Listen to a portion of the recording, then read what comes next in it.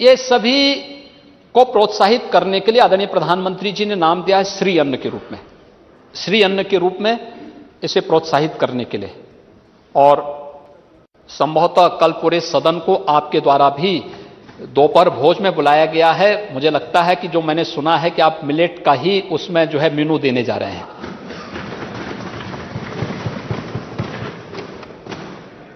इसके लिए भी हम लोगों ने इस पूरे वर्ष को इसके रूप में मनाने के लिए और इसके लिए विशेष प्रोत्साहन की व्यवस्था भी एक कार्यक्रम के रूप में कृषि विभाग लेने जा रहा है।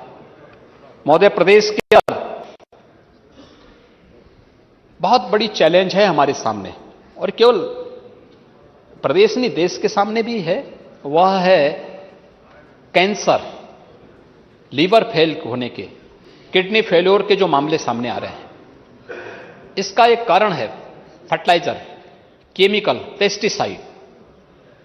विष मुक्त खेती की तरफ हम कैसे जा सके।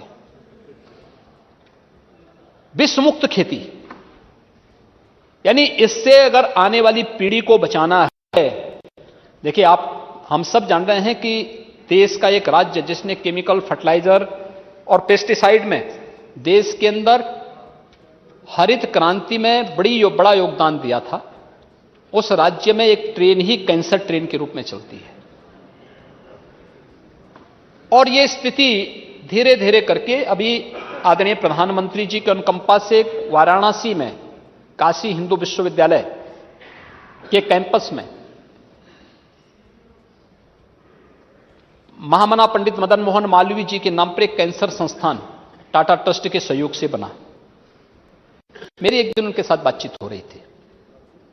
विगत 4 वर्ष के दौरान 21,000 से अधिक कैंसर के रोगी वहां पर आए, और उन रोगियों का उपचार की कार्रवाई वहां पर संपन्न हुई।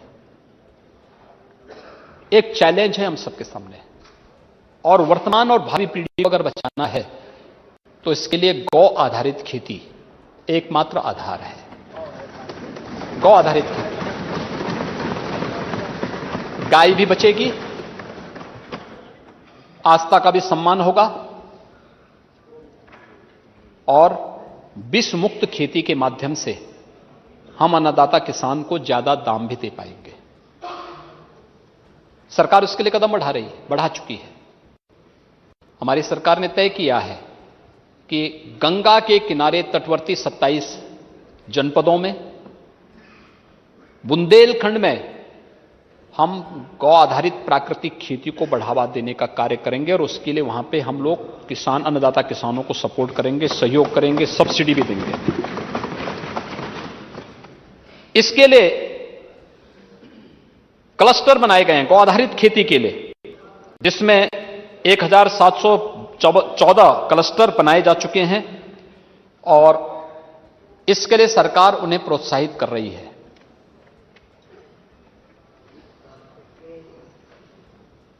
गौवंश को बचाने के लिए नेता विरोधी दल बोल रहे थे कि उन्हें सांड से परहेज था। अब परहेज ही था, लेकिन कह रहे थे कि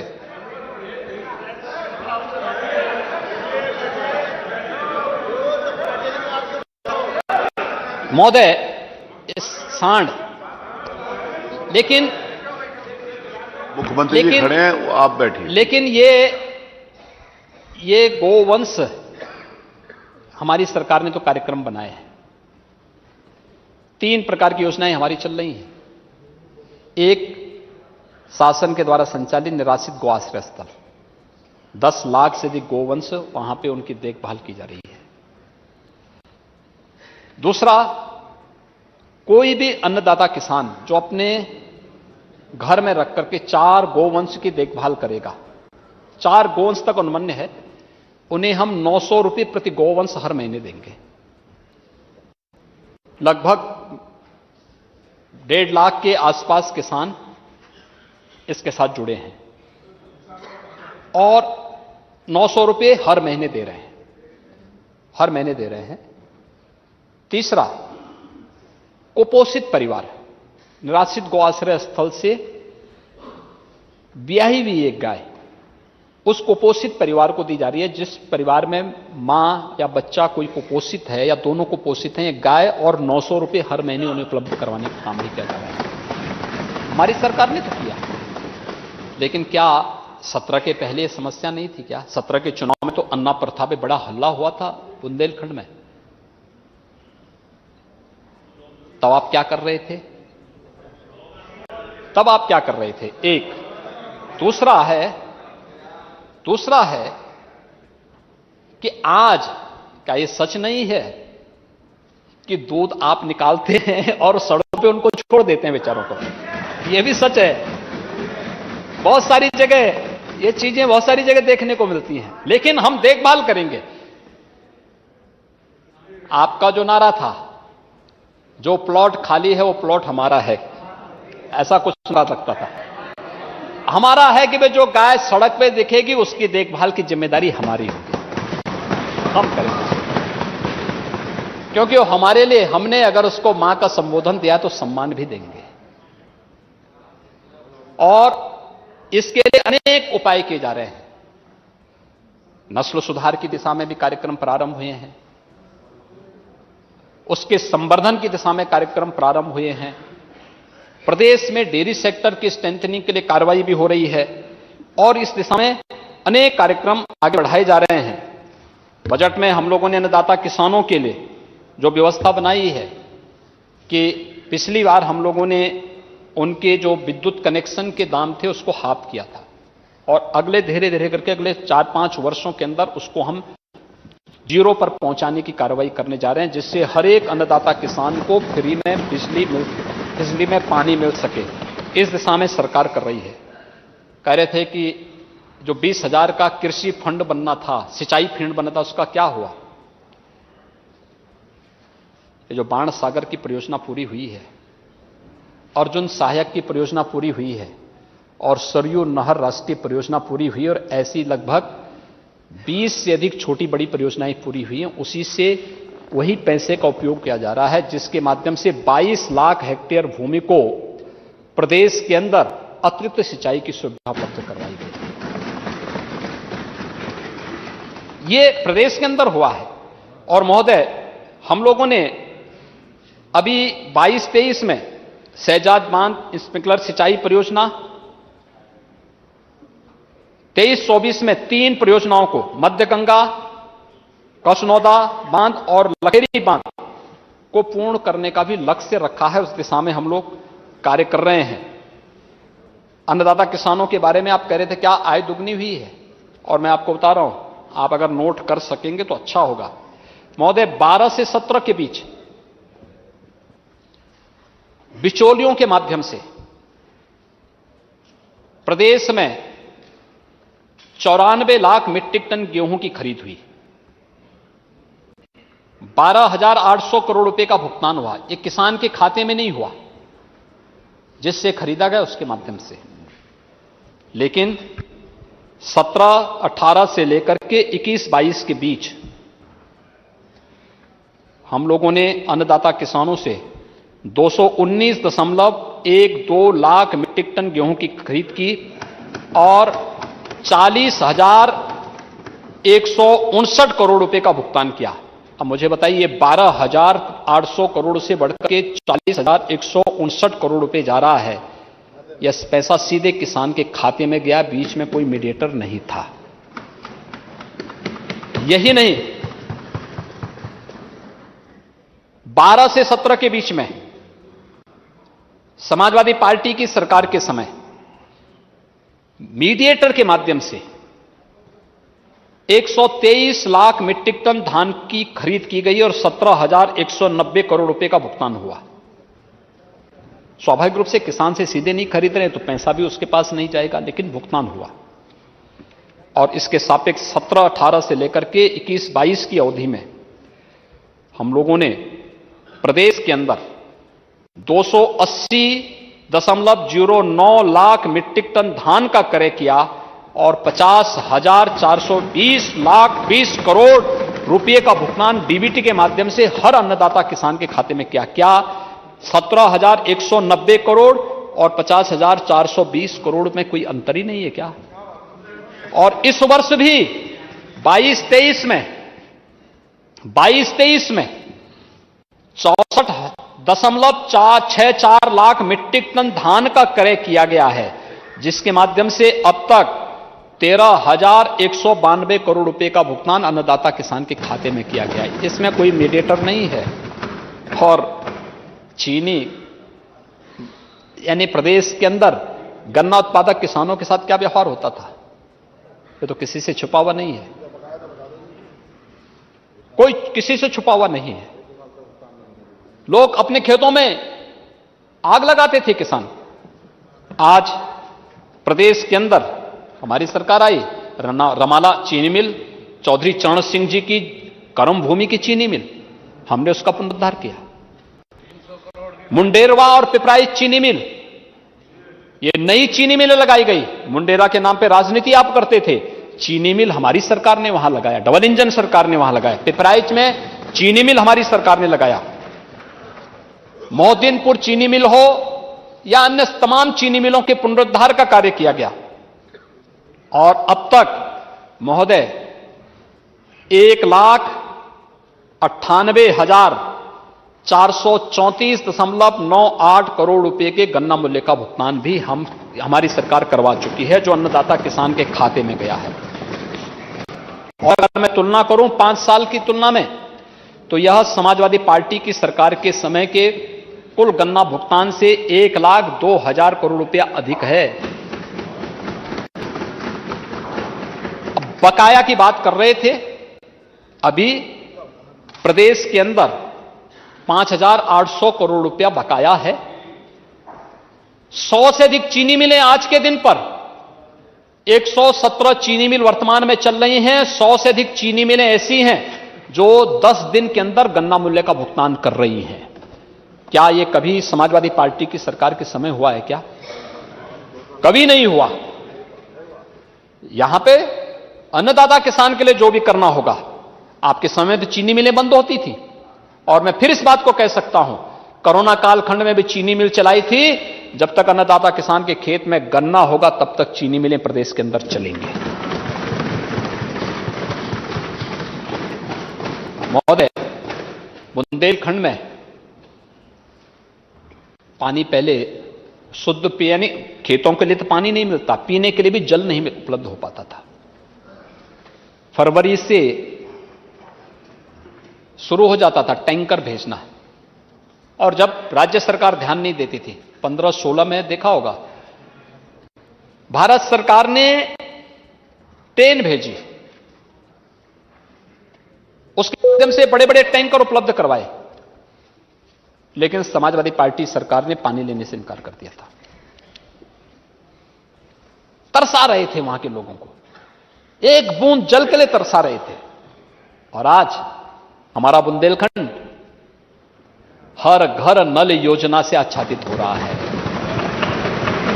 प्रदेश भर में अब तक 82 से 85 लाख परिवारों को हर घर नल का कनेक्शन उपलब्ध कराया जा चुका है। और इस बार के बजट में भी काफी भारी भरकम राशि उपलब्ध कराई गई है, उसकी चर्चा उसी में करेंगे। हमने तो भेदभाव नहीं किया, कोई भेदभाव नहीं किया। गरीबों के लिए, स्वास्थ्य के लिए क्या कर रहे थे? आयुष्मान भारत किसके लिए है? उन्हीं गरीबों के लिए है जिन गरीबों को आप स्वास्थ्य सुविधा से वंचित करते थे। प्रदेश की 25 करोड़ जनता में से हर गरीब को आच्छादित करने के लिए, और जो आयुष्मान भारत में नहीं आ पाया, उसे मुख्यमंत्री जन आरोग्य योजना से कवर करने का काम किया जा रहा है। महोदय, प्रदेश के अंदर स्मार्ट सिटी मिशन नगरीय क्षेत्रों के लिए 10 देश के अंदर 10 स्मार्ट सिटी बन रहे थे, उनमें से 10 उत्तर प्रदेश के अंदर थे। शेष 7 को राज्य सरकार अपने स्तर पर आगे बढ़ा रही है। अन्य कार्यक्रमों को भी आगे बढ़ाने का कार्य किया जा रहा है। अमृत योजना के अंदर 60 सिटी का विकास को बुनियादी सुविधाओं से जोड़ा जा रहा है, कहीं ड्रेनेज के लिए, कहीं सीवर के लिए, कहीं अन्य कार्यक्रमों के लिए। और इस बार तो ग्रामीण क्षेत्र में 100 ब्लॉक जो अभी तक पिछड़े हुए थे, उन्हें एस्पिरेशनल विकास खंड के रूप में आगे बढ़ाने की कार्रवाई को जहां सरकार ने अपने हाथ में लिया है, ऐसे 100 नगर निकायों को भी एस्पिरेशनल विकास खंड के रूप में बुनियादी सुविधाओं से आच्छादित करके आज प्रदेश के नगरीय विकास की एक नई तस्वीर को आगे बढ़ाने का काम भी किया जा रहा है। महोदय, इसके साथ ही प्रदेश के अंदर पिछले अलग अलग कार्यक्रमों के तहत कृषि के क्षेत्र में कृषि विज्ञान केंद्र, वर्मा जी आपकी रुचि कृषि में पता नहीं है कि नहीं है, जान रहे हैं, अरे आप नए समाजवादी आप भी हो गए हैं, लेकिन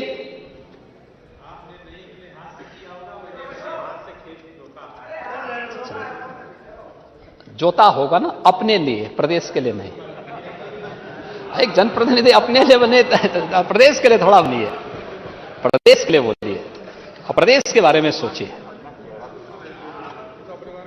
और महोदय, केंद्र सरकार 20 नए कृषि विज्ञान केंद्र उत्तर प्रदेश को देना चाहती थी, समाजवादी पार्टी की सरकार ने लेने से इनकार कर दिया था।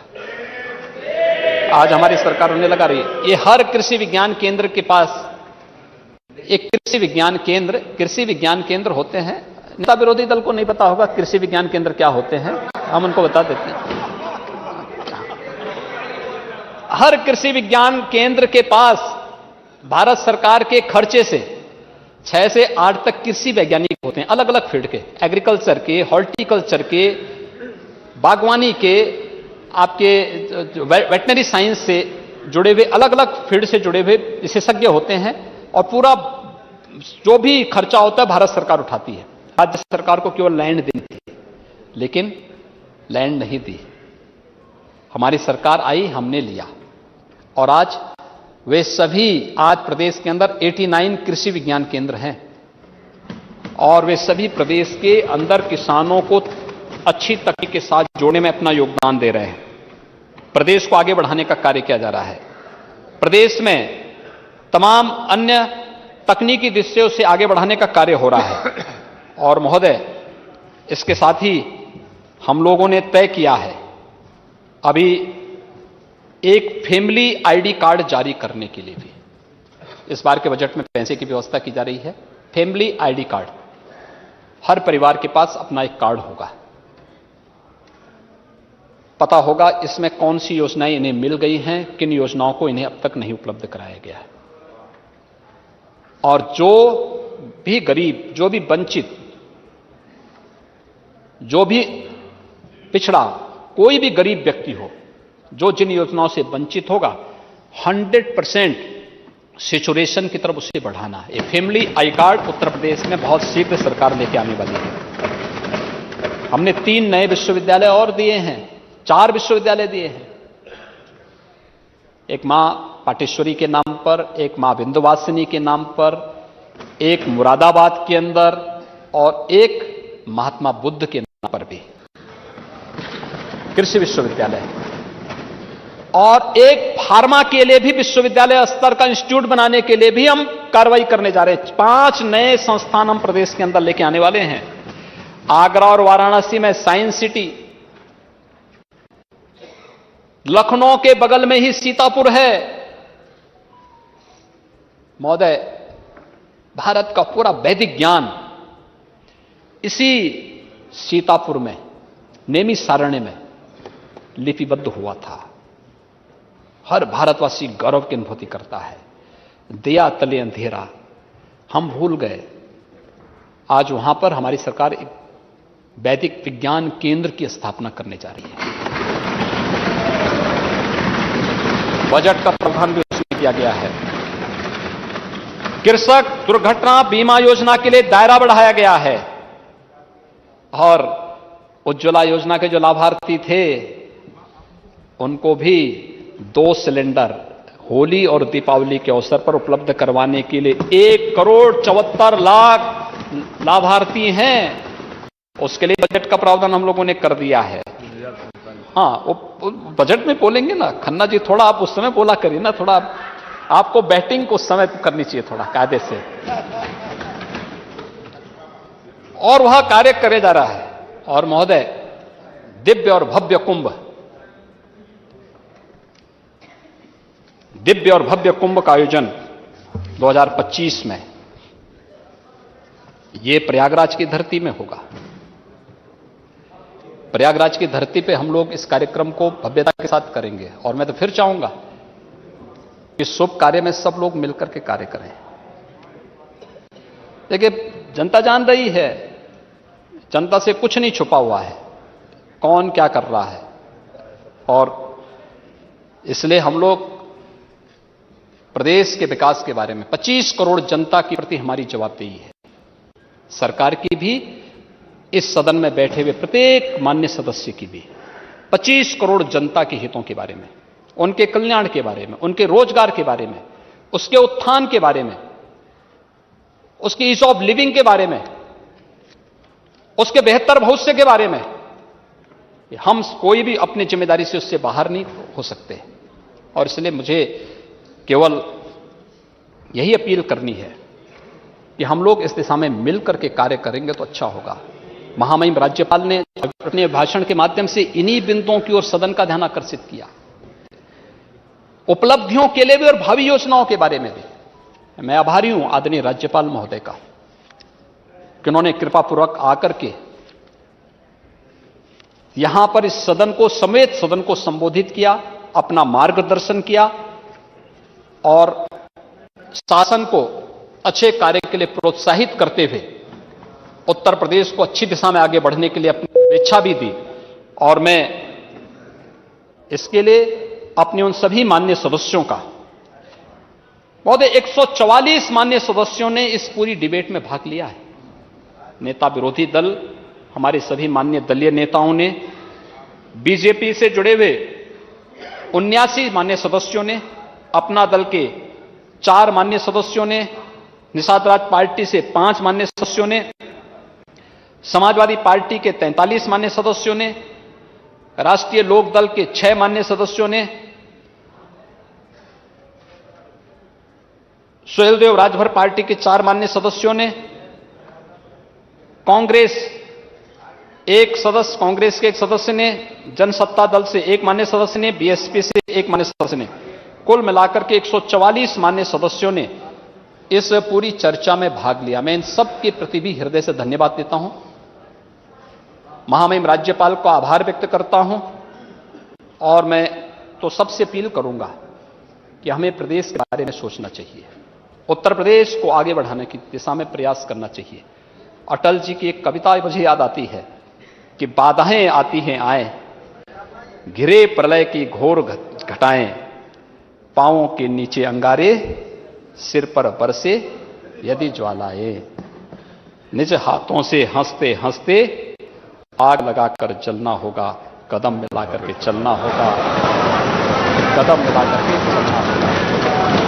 सरदेव अटल जी की इस कविता के साथ मैं सभी मान्य सदस्यों से अनुरोध करूंगा कि राज्यपाल संवैधानिक प्रमुख होता है।